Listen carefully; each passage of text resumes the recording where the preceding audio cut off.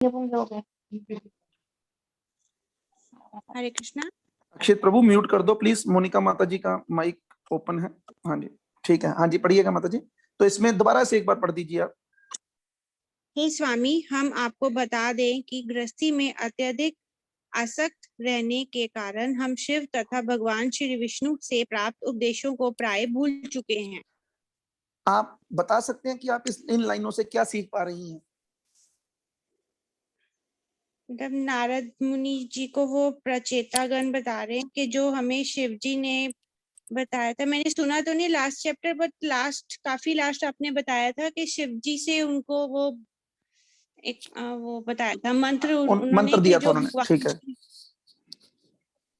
ठीक है। इसके अलावा और क्या सीखा?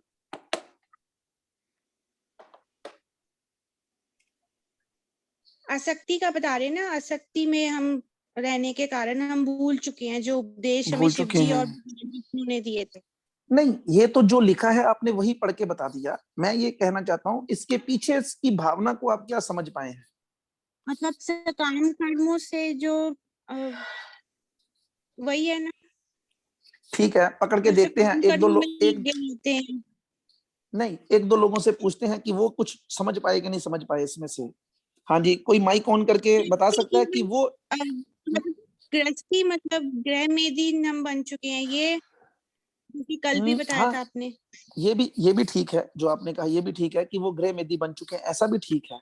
लेकिन इसके अंदर ना एक और भी हम लोगों के लिए बड़ी अच्छी सीख छुपी है। वो देखते हैं कोई पकड़ पाता है। ऐसा नहीं है कि एक सीख है, बहुत सीखे हैं, लेकिन एक आदि पकड़ने का प्रयास करते हैं। हाँ जी नकुल प्रभु। हरे कृष्ण प्रभु जी। हाँ जी जी प्रभु जी, इसमें सबसे जो मुझे लगा कि अगर प्रचेता को भगवान ने दर्शन दिए, ज्ञान दिया, सब कुछ दिया, वो फिर भी ग्रस्त में रहकर सब कुछ भूल गए, शक्ति में फंस गए, तो हमें भी ये चीज बार बार रिपीट करते रहनी चाहिए कि हम ना भूल जाए। वेरी गुड, ये भी एक बहुत अच्छी बात है इसमें सीखने के लिए, बहुत अच्छी बात है ये भी। Excellent thinking.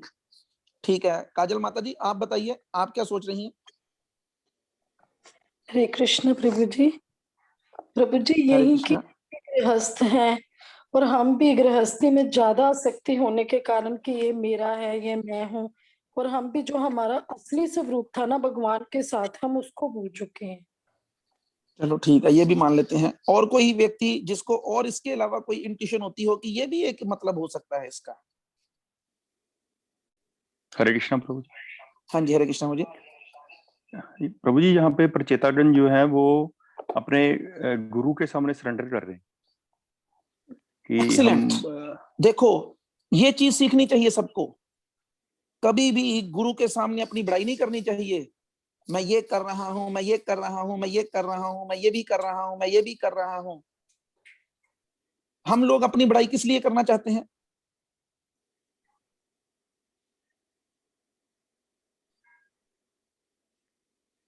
अगर हम मान लो हमें कोई मिले तो हम अपनी भक्ति की पुलिंदे बांधते हैं कि मैं ये कर रहा हूं, मैं ये कर रही हूं, मैं ऐसा कर रहा हूं, मैं वैसा कर रहा हूं। और जो हम नहीं कर पा रहे ना वो कभी नहीं बताएंगे गुरु को। लेकिन यहाँ पर प्रचेतागण हृदय खोलकर बोल रहे हैं कि प्रभु हम तो शिवजी से उपदेश ग्रहण किए थे, विष्णु से भी उपदेश ग्रहण किए थे, लेकिन सब भूल गए, सब भूल गए। इसलिए अपने मन को हमेशा इतना मजबूत बनाइए कि हम क्या कर सकें, हम सच्चाई जो है वो अपने गुरु को बता सकें कि हे महाराज, हे गुरुदेव, हम इस जगह पर कमजोर पड़ रहे हैं, कृपया करके हमारा उद्धार कीजिए वहां से। अगर हम अपने गुरु से सच्चाई ही बयान नहीं करेंगे तो गुरु हमारा उद्धार कैसे करेगा? अश्वा माता जी पढ़ सकते हैं आप आगे। तात्पर्य, गृहस्थ जीवन में रहना एक प्रकार से इंद्रिय भोग के लिए छूट है। मनुष्य को समझ लेना चाहिए कि इंद्रिय भोग आवश्यक नहीं है, किंतु उसे उसी प्रकार स्वीकार करना पड़ता है जितना जीवित रहने हेतु आवश्यक हो।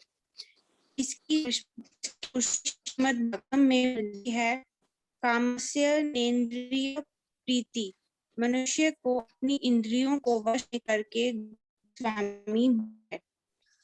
उसे अपनी इंद्रियों का उपयोग केवल इंद्रिय के लिए नहीं करना चाहिए, अपितु उनका उपयोग उतना ही करना चाहिए जितने से शरीर का भरण हो सके। शील रूप गोस्वामी की संस्तुति है कि अनासक्तस्य विषयान यथार्थम मुप्ययुजतः। मनुष्य को विषयों में आसक्त नहीं होना चाहिए, अपितु उतना ही इंद्रिय भोग करना चाहिए जितना आवश्यक हो। यदि कोई आवश्यकता से अधिक भोग करना चाहता है तो वह गृहस्थ जीवन के प्रति आसक्त हो जाता है, जिसका अर्थ है बंधन। समस्त प्रचेताओं ने गृहस्थ आश्रम में रहने की अपनी भूल स्वीकार की। ठीक है, आप रख सकते हैं। तो शब्द बड़े सुंदर हैं। हरे कृष्णा। बहुत सुंदर शब्दों तात्पर्य के अंदर दिए गए हैं। इसमें ये नहीं समझना चाहिए कि इंद्रिय भोग का मतलब केवल स्त्री आकर्षण है। नहीं, ऐसा नहीं है। और भी इंद्रिय भोग हैं। खाना भी इंद्रिय भोग है, सोना भी इंद्रिय भोग है, देखना भी इंद्रिय भोग है। जैसे हम लोग टीवी देखने के ही आसक्त हैं, मोबाइल को ही नहीं छोड़ते, स्पर्श इंद्रियों को ही नहीं छोड़ना चाहते। तो ये बता रहे हैं कि देखो, इन इंद्रिय भोगों को उतना ही स्वीकार करो जिससे से जीवन चल जाए। सोना जरूरी है, लेकिन समय आने पर कितना सोना है कि सोने के लिए सोना है, टाइम पास के लिए नहीं सोना। मैं अभी भी ऐसे लोगों को जानता हूं जो केवल कितना सोते हैं, जितनी देर तक नींद आती है, और जब उन्हें नींद आती है वो तभी सोते हैं। हमारी तरह नहीं कि एक टाइम शेड्यूल पर सोएंगे, उठ से उठेंगे ना। वो ज्यादा से ज्यादा पूरे दिन में 1.5-2 घंटे सोते हैं बस, और अधिकतर समय अपना भगवान के जप में व्यतीत करते हैं। खाते कितना है?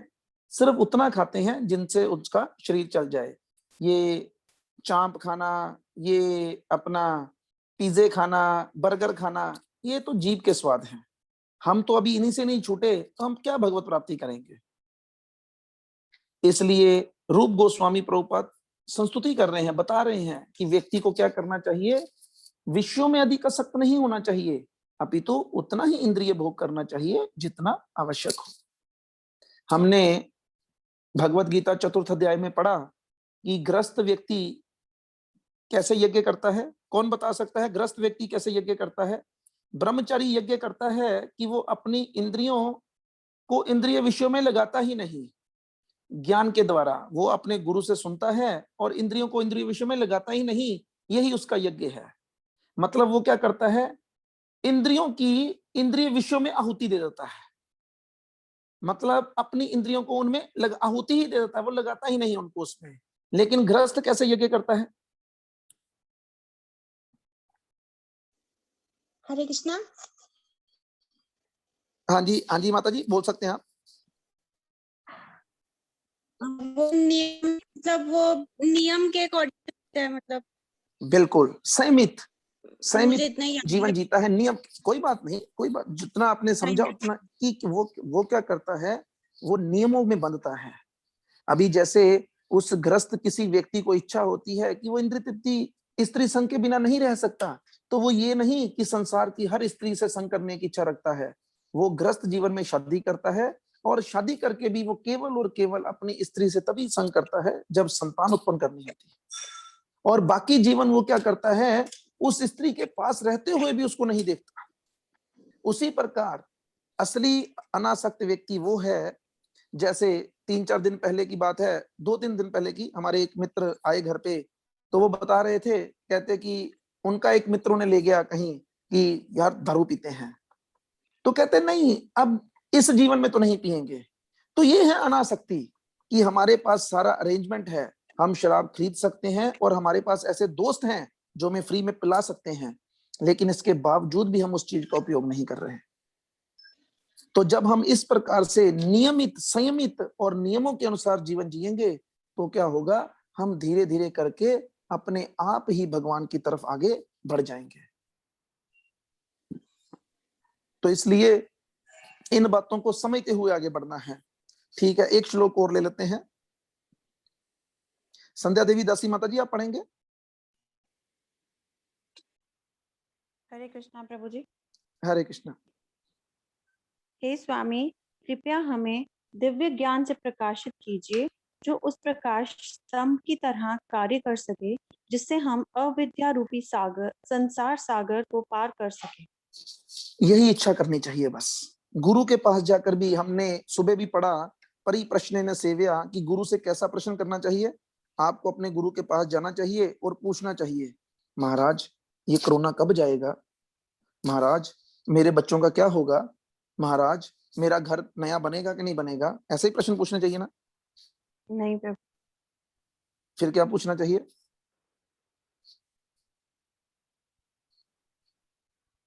बहुत ही मतलब बहुत ही निम्न होकर कि मुझे, मेरे लायक कोई सेवा है या मुझे बताइए कि मुझे क्या करना चाहिए। क्या करना चाहिए किस रिगार्डिंग? जिससे मेरी भक्ति में भक्ति के प्रगति हो, रिगार्डिंग, हाँ भक्ति में आगे जिससे मेरी भक्ति में प्रगति हो। गुरु महाराज मेरा ध्यान जप में नहीं लग पाता, बताइए मैं क्या करूं। मेरे अंदर से ईर्ष्या नहीं जा पा रही, महाराज बताइए मैं क्या करूं। अपने दोषों को उजागर करना चाहिए, ना कि जाते ही गुरु के सामने, महाराज मैं तो वहां पे 100 लोगों को प्रचार करती हूँ, महाराज मैं तो इतनी क्लासें करती हूँ, महाराज मैं तो ये करती हूँ, महाराज मैं तो वो करती हूँ, महाराज मैं तो इतनी सेवा करती हूँ। गुरु जो होते हैं ना, गुरु वो अंतर्यामी होते हैं, उनको सब पता रहता है कि शिष्य क्या कर रहा है। उनको उनके शिष्यों के दोष भी पता होते हैं, लेकिन अगर वो अपने मुख से कहें तो फिर वो और खुश होते हैं। वो डांटते अवश्य हैं उस वक्त, लेकिन वो डांट भी शिष्य की भलाई के लिए होती है। हाँ जी पढ़िएगा आगे। तात्पर्य जगत गुरु श्री प्रभुपाद द्वारा श्री प्रभुपाद की जय। प्रचेताओं ने श्री नारद मुनि से दिव्य ज्ञान प्रदान करने की विनती की। सामान्य रूप से जब कोई साधारण व्यक्ति किसी साधु से मिलता है तो वह कुछ भौतिक आशीर्वाद प्राप्त करना चाहता है। हम एक बार किसी के घर में कीर्तन कराने के लिए, कोई हमारा मित्र था, अमीर आदमी थे, तो उन्होंने कहा कीर्तन कराना है।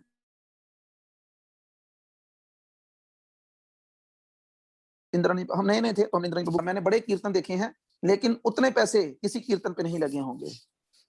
तो जब सत्संग खत्म हो गया तो जो हमारे मित्र थे उनके पिताजी हमारे मित्र के बड़े भाई और उनकी पत्नी को ले आए। नई नई शादी हुई थी, 1.5 साल हुआ था, अभी बच्चा नहीं था कोई। तो इंद्राणी प्रभु के पास आकर उनको कहते हैं कि स्वामी जी इन्होंने आशीर्वाद दो, इन्हों के घर संतान हो गए। मुझे बहुत हंसी आई।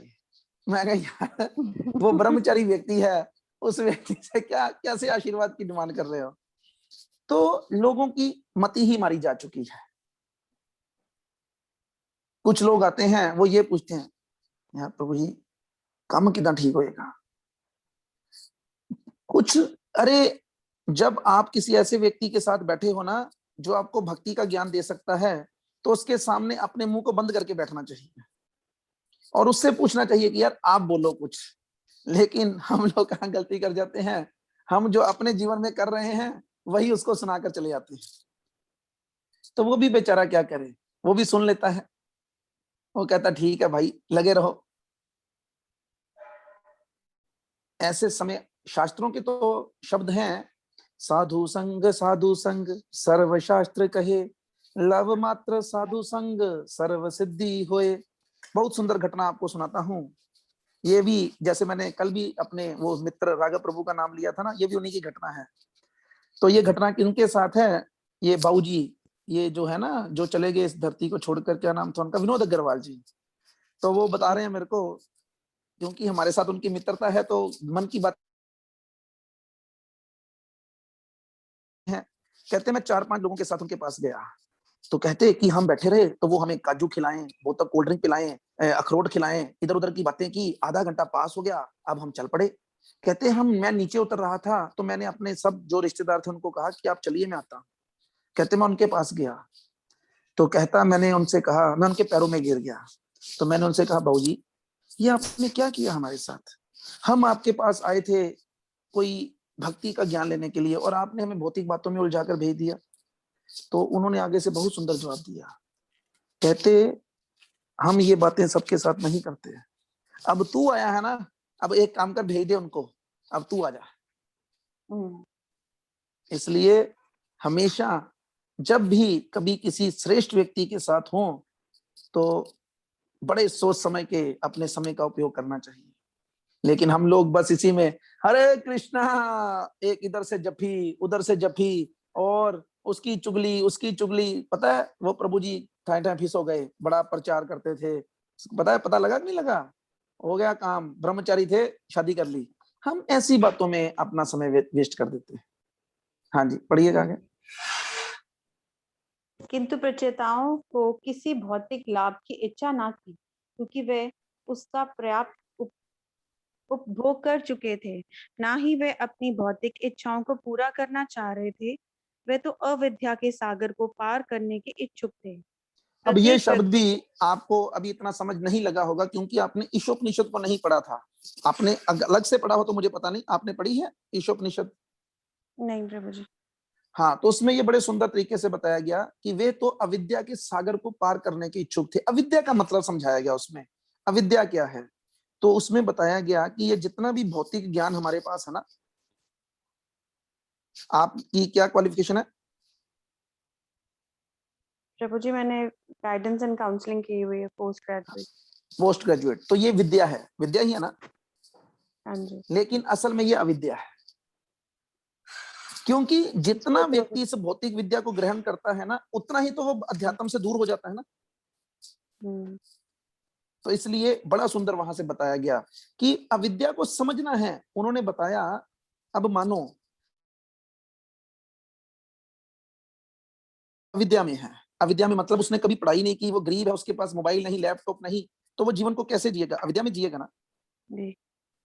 अब जिसके पास लैपटॉप है, जिसने एमबीए कर लिया, जो कि दुनिया की सबसे बड़ी यूनिवर्सिटी में पढ़ने के लिए चला गया, अब वो व्यक्ति बेसिकली ना उस अविद्या वाले व्यक्ति से भी अधिक खतरनाक हो गया है, क्योंकि इन चीजों का इस्तेमाल करके क्या वो अच्छा काम करेगा? तो इसलिए उसमें बड़े सुंदर तरीके से समझाया गया कि जो पढ़ा लिखा नहीं है ना, वो तो अविद्या में है, लेकिन जो पढ़ा लिखा है ना, वो घोर अंधकार में जाएगा। ऐसा सबके लिए नहीं कहा जा रहा, कहने का मतलब है जो भौतिक लोग हैं, भौतिक लोगों की बात की जा रही है। हाँ जी, आगे। प्रत्येक व्यक्ति को इन भौतिक बंधनों से बाहर निकलने में रुचि लेनी चाहिए और इस संबंध में ज्ञान प्राप्त करने हेतु किसी साधु पुरुष के पास जाना चाहिए, रुचि लेनी चाहिए, रुचि लेनी चाहिए। तो ये रुचि कब आती है? जब संग लेंगे, साधु संग करेंगे। हाँ, साधु संग होगा ना। सबसे पहले साधु संग कब होगा? जब श्रद्धा होगी। श्रद्धा के बाद आएगा साधु संग, साधु संग के बाद आएगी अनर्थ निवृत्ति, अनर्थ निवृत्ति नहीं, उससे पहले आएगा भजन क्रिया, भजन क्रिया के बाद आएगी अनर्थ निवृत्ति, और अनर्थ निवृत्ति के बाद आएगी निष्ठा, फिर आएगी रुचि। अभी हम लोग तो बिल्कुल यही कहते ना, प्रभु जी रुचि नहीं है, रुचि नहीं होती, पता नहीं क्यों, मन नहीं लगता। अरे मन नहीं लगता तो मन को लगाना है ना, मन को लगाना है। आगे।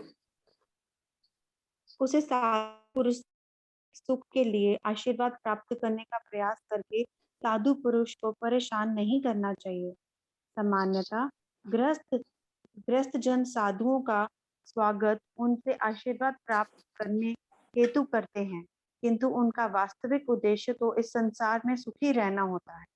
शास्त्रों में ऐसे आशीर्वाद के लिए याचना करने की संस्तुति नहीं की गई। हाँ, नहीं की गई है, लेकिन ये भी तो ज्ञान होना चाहिए ना व्यक्ति को कि मुझे मांगना क्या है। और ये सारी भगवत गीता और भागवतम केवल इसीलिए है कि आपको ये सिखाना, हम सबको ये सिखाना कि भगवान से मांगना क्या है। हमें मांगना ही नहीं आता,